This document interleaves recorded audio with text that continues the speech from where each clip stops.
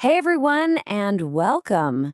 If you're ready to take your English from just making simple statements to having real conversations, you are in exactly the right place.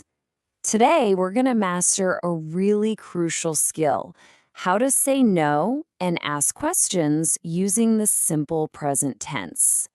Let's dive right in.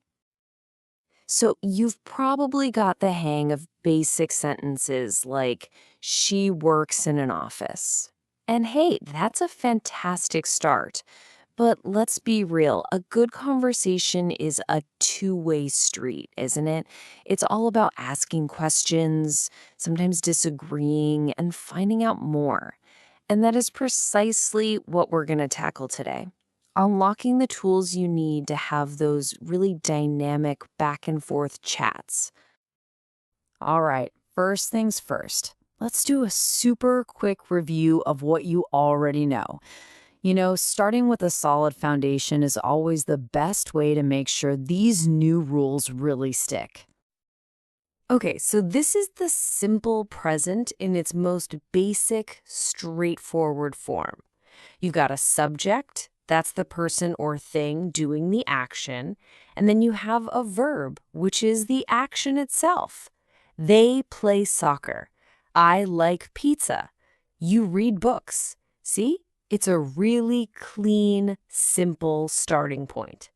Now, I want you to pay close attention to that example, they play soccer, because we are going to use it all the way through this explainer. And now, here comes the magic. To transform our simple positive sentences, we need a special kind of tool. In English grammar, we use what I like to call helper verbs. Seriously, think of these as the secret ingredients that are going to unlock all the negatives and questions for you. The official fancy term is auxiliary verb, but honestly, helper verb just describes its job perfectly, doesn't it? It helps the main verb do something new, like form a negative or a question. And for the simple present tense, you only need to remember two of them, just two: do and does. That's it. These two little words are about to become your absolute best friends. So, how do we know which one to use? When do we use do and when do we use does? Well, the rule is surprisingly simple, and this chart just lays it out perfectly. Notice there are really just two groups.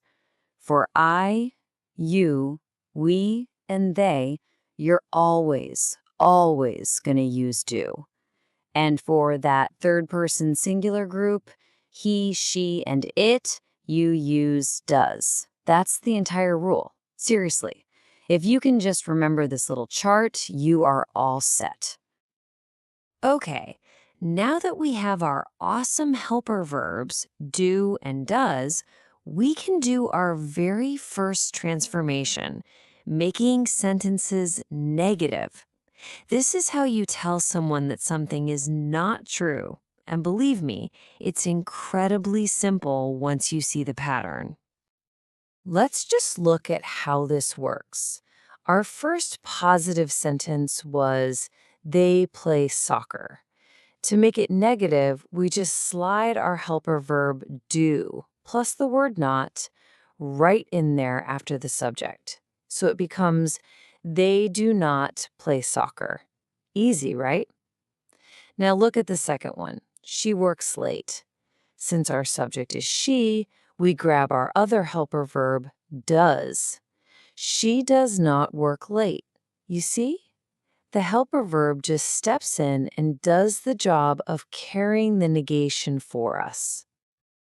Here is the formula, the recipe that is going to work every single time.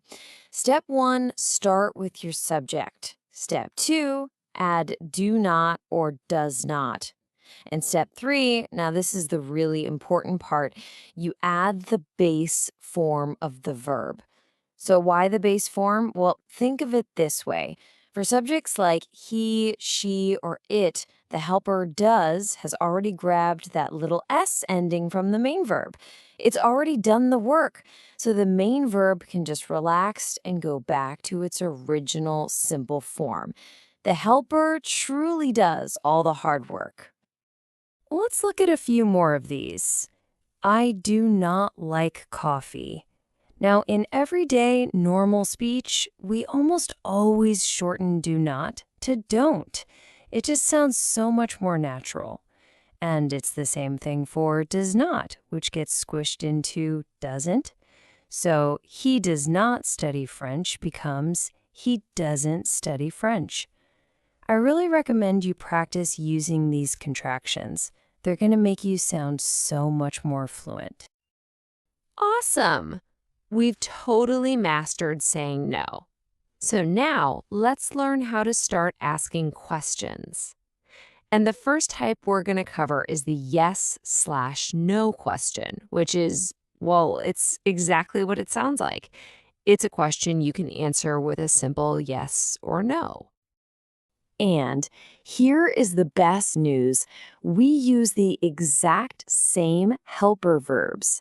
The only thing that changes is where we put them. To ask a question, we just move that helper verb to the very front of the sentence. So the formula is do or does, then your subject, and then, you guessed it, that all-important base form of the verb. Let's see this in action.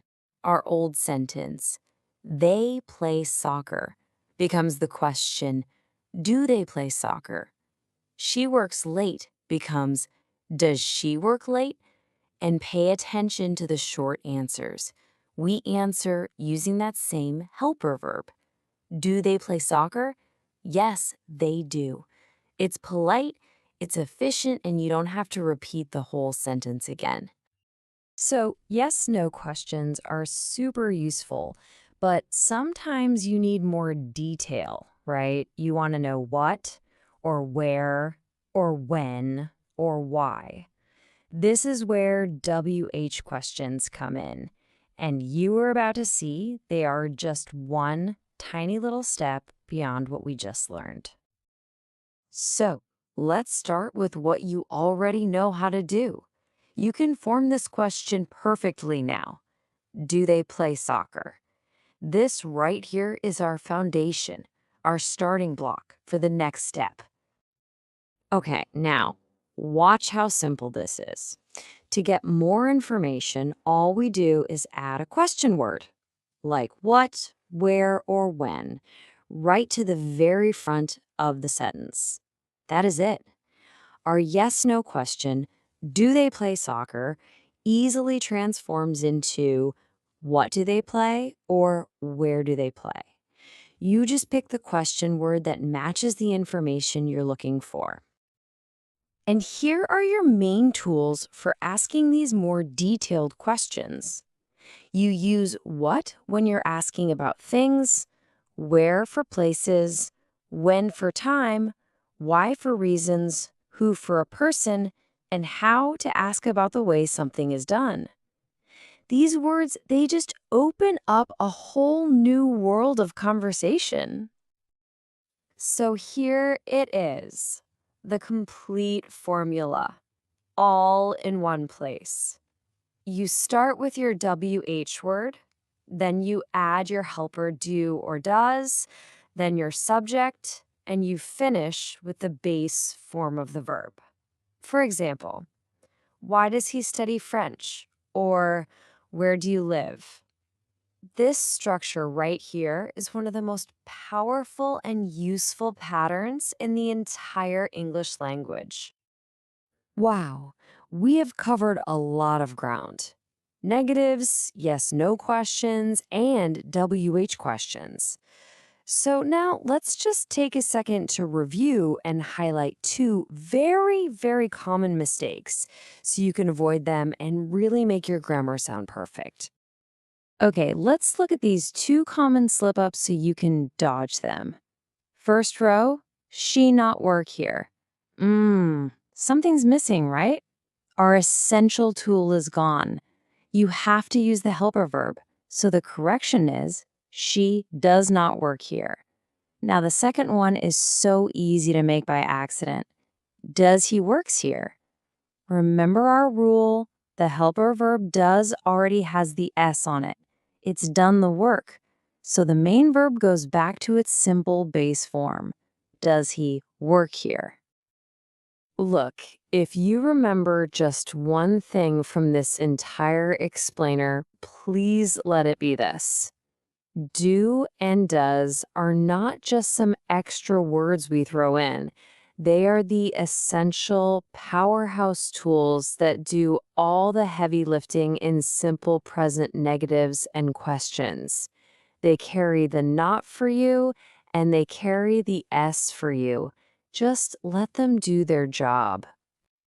So, you've got the formulas, you've got the tools, the theory is all there.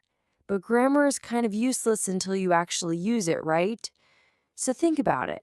What is one real question you can ask someone today? A friend, a coworker, anyone. What do you think about the new movie? Where do you want to go for lunch? Put it into practice. That is how you will truly master it. Thanks so much for watching.